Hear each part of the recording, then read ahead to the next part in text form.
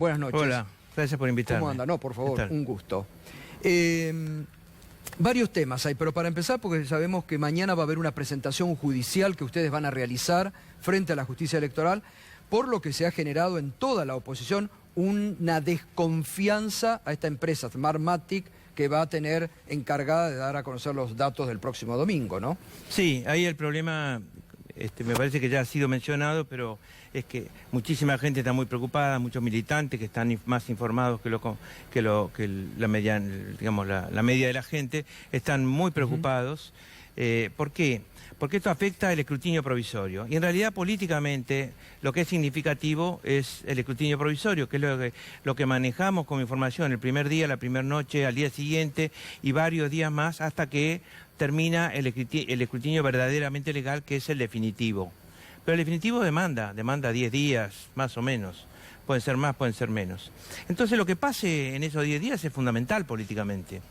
Acordate que en el año 2017, en la provincia de Buenos Aires, se festejó una supuesta victoria de Cambiemos, se fueron a dormir y habían perdido la elección. Por muy poquito, pero la habían perdido. Es decir, eso es un manejo de la llegada de la información y de la carga de la información político. Es decir, es un manoseo, ¿no es cierto? Es una modificación de la sí, una manipulación de un resultado para plantar en la tapa del lunes un resultado que no puede ser acorde a lo que es. Exactamente. ¿No? Entonces, llama la atención que aparezca esta empresa que tiene muy malos antecedentes y que tuvo peor calificaciones técnicas que otra que se presentó, otras dos que se presentaron que compitieron con ella, que cuesta unos 17 millones de dólares. La contrata directamente el Ministerio del Interior, que recibe un permiso para eso del jefe de Gabinete de Ministros, y Smartmatic tiene muy mala imagen. Ahora, ¿cuál es el problema central? El problema central es que se altera la forma en que los datos que surgen de la urna, que son finalmente un telegrama que firma el presidente de mesa y los fiscales, son escaneados esta vez. Se propone que se saque una foto de ese telegrama con los resultados y que se envíe desde un centro de transmisión electoral, que así se llaman, se envíe al centro donde se cargan, se digitalizan y se contabilizan. Claro. Y ahí así se forma el escrutinio provisorio. Bueno, esa imagen que llega del escáner es alterada por otro formato, sale en un formato y después se la pasa a otro formato. Y pierde identidad, claro, pierde trazabilidad. ¿Y por qué no van a copiar el original? Van a copiar otra cosa. En el medio puede haber un software que modifique las cosas. Totalmente. Es decir, hay una intervención adicional que no estimamos necesaria, que no acelera demasiado el conocimiento de los datos y que pone nervioso a todo el mundo por los antecedentes de la empresa, por la contratación directa y porque además todas las explicaciones que han dado desde la subsecretaría política del Ministerio del Interior, Adrián Pérez, han sido muy flojas. Muy flojas, es verdad. Muy flojas. ¿Y qué es lo que van a hacer ustedes entonces mañana? Los apoderados del Frente de Todos presentan mañana una acción cautelar frente al fiscal nacional electoral, el doctor Dilelo. Sí. Los apoderados son el doctor Landó, la doctora García Blanco, Graciana Peñafort y Jerónimo, ahora me voy a acordar el apellido, Ustarroz. Ellos 4 firman ese pedido. ¿Qué piden? Que sea parte a la empresa Smartmatic del proceso, que se vuelva al sistema anterior y además que por si acaso exista una veeduría jurídica ordenada por la justicia, digamos, claro, que les permita a los apoderados y a los apoderados, digamos, informáticos, porque hay apoderados en el lugar de votación y hay apoderados informáticos en lugar de carga, se les permita un acceso total al software. Las bases del software no han sido ocultadas, la fuente de datos no se le pasa a los partidos, a las alianzas que se presentan. ¿Eso realmente uno puede pensar que están queriendo ocultar o que van a manipular? ¿Por qué lo esconden? Uno no puede manipular mucho en la elección, pero uno puede manipular cifras centrales. 3 puntos son centrales, ¿no es cierto? Sí, claro, totalmente. Si uno gana por 7 puntos, uno gana por 4, no es lo mismo. Exacto. Bueno, inclusive hasta por las leyes electorales, ¿no? Que nos rigen. Entonces se le pide que hagan eso tanto para el domingo 11 como para el 27 de octubre como para la fecha de un supuesto balotaje si lo hubiera. Hoy habló Andrés Ibarra, ¿no?, después de una reunión de gabinete, y se refirió a este tema. A ver, lo compartimos para que usted también dé la opinión, lo que dijo hoy el gobierno. Quiero ser terminante en esto. Es un sistema transparente, es un sistema que, si Dios quiere, va a permitir tener buena información del escrutinio provisorio en tiempo y forma. No hay ninguna chance, ninguna posibilidad de que haya alguna modificación, algún cambio, como los que desde algunos sectores tratan de decir de manera muy antojadiza y muy mala y temeraria hacia la población. Quiero ser y queremos ser del gobierno totalmente contundentes en esto. El sistema está aprobado, validado, aprobado por la Cámara Electoral, y realmente esperamos entonces el domingo tener un muy buen resultado en esta materia de funcionamiento de este sistema. Bueno. No es así. Claro. No es así. Probado, ellos las hicieron pruebas y fallaron. Fallaron, exactamente. ¿No? Después dijeron que las fallas habían sido a propósito para aprobar el sistema, pero no pudieron explicar por qué había un cambio de fechas entre la fecha que tenía las boletas y la fecha en la que se dice se realizó el simulacro de escrutinio. Las explicaciones de Pérez fueron pésimas. ¿La idea cuál es? No tienen derecho a sospechar de nosotros. ¿Cómo no vamos a tener derecho a sospechar si sospechamos de mucho más cosas? Claro. No vamos a sospechar de la batalla principal, que es la batalla por el poder, el cambio de gobierno posible en la Argentina. Por supuesto que sospechamos. Y en ese sentido tienen que sobreabundar las actitudes de transparencia, es decir, de ninguna manera, si hay sospechas, vengan, hacemos todos juntos o les damos todos los datos. Cosa que el gobierno no ha hecho, porque ha negado información todo el tiempo. Pero además, cabe decir que hace rato que la Cámara Nacional Electoral dice que el escrutinio provisorio debería estar en manos de la justicia, de la Cámara Nacional Electoral, que solo tiene en sus manos el escrutinio definitivo. Totalmente. Felipe, ¿cómo analiza, con los años de experiencia política, que el presidente durante el fin de semana, tal vez porque sus propios dirigentes en la provincia lo ocultan, no lo muestran, lo escondieron, haya salido a pedir el voto y dicen, blanqueen, no den argumentos, no importan los argumentos, vótenme, apóyenme? ¿Qué lectura política le da? Para mí hay una cuestión directa, que es, si nos ponemos a argumentar, pierdo. Si buscamos argumentos, pierdo. La situación promedio de cada argentino es mucho peor que hace 4 años.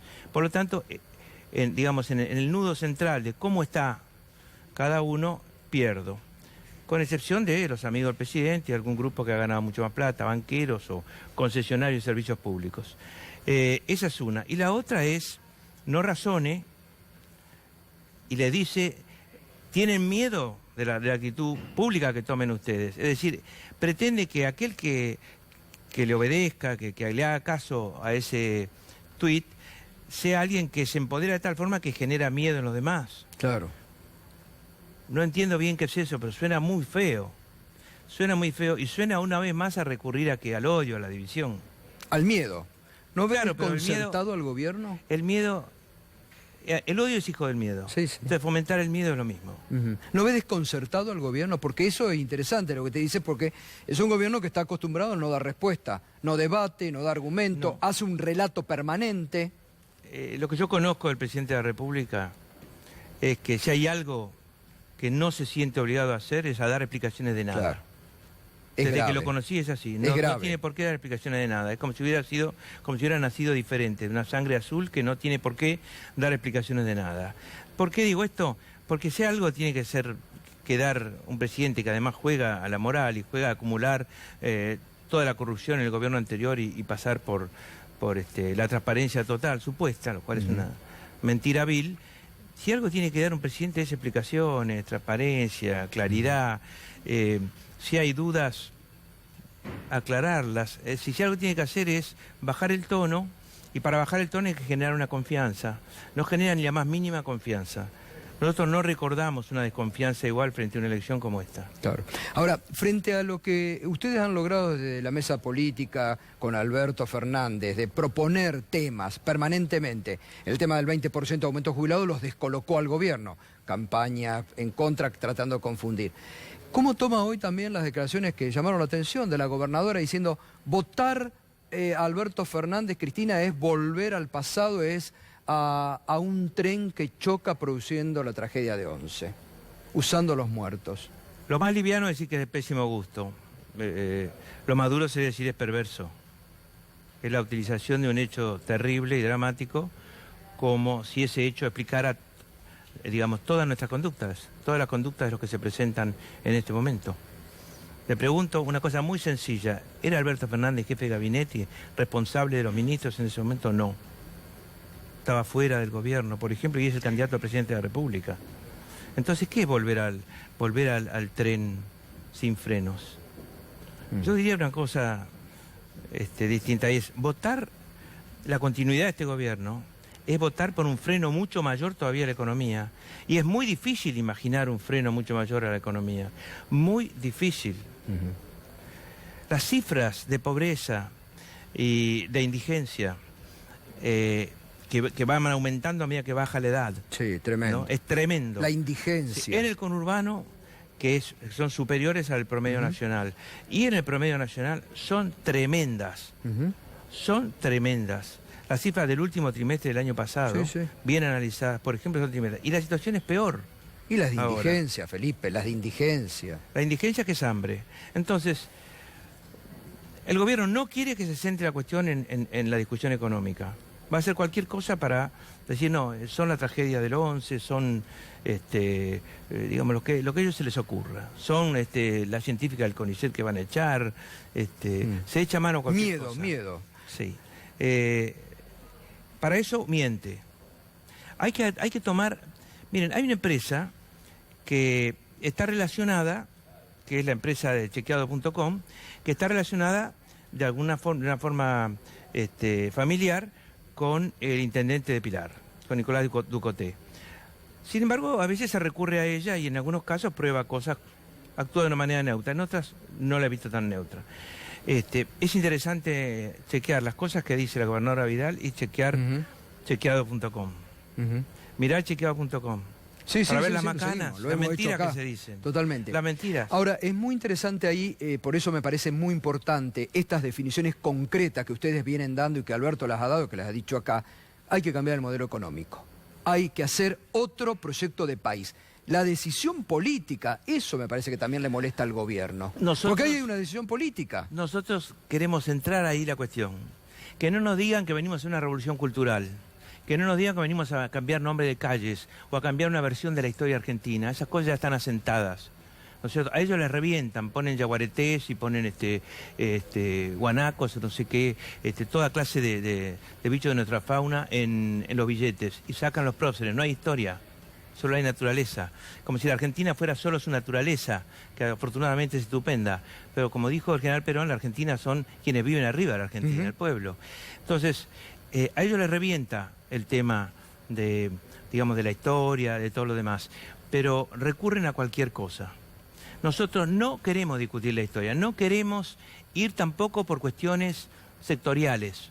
Queremos ir directamente a la cuestión de cuál es el modelo económico, quién gana y quién pierde, qué es la financiarización de la economía argentina. ¿Qué significa que los jubilados tienen que morirse de hambre mientras los bancos se llenan de plata cobrando intereses de la LELIQ? Y los que tienen LELIQ. ¿Qué significa que se gane mucho más plata con la plata que produciendo?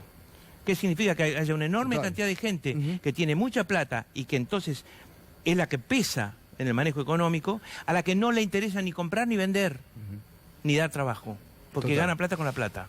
Entonces, ¿quién es el que influye en la economía? ¿El pueblo que tiene que trabajar y que no tiene trabajo y que tiene que tener un salario real? ¿O el que tiene más plata y por eso tiene el ELIX y por eso tiene miedo que compre dólares?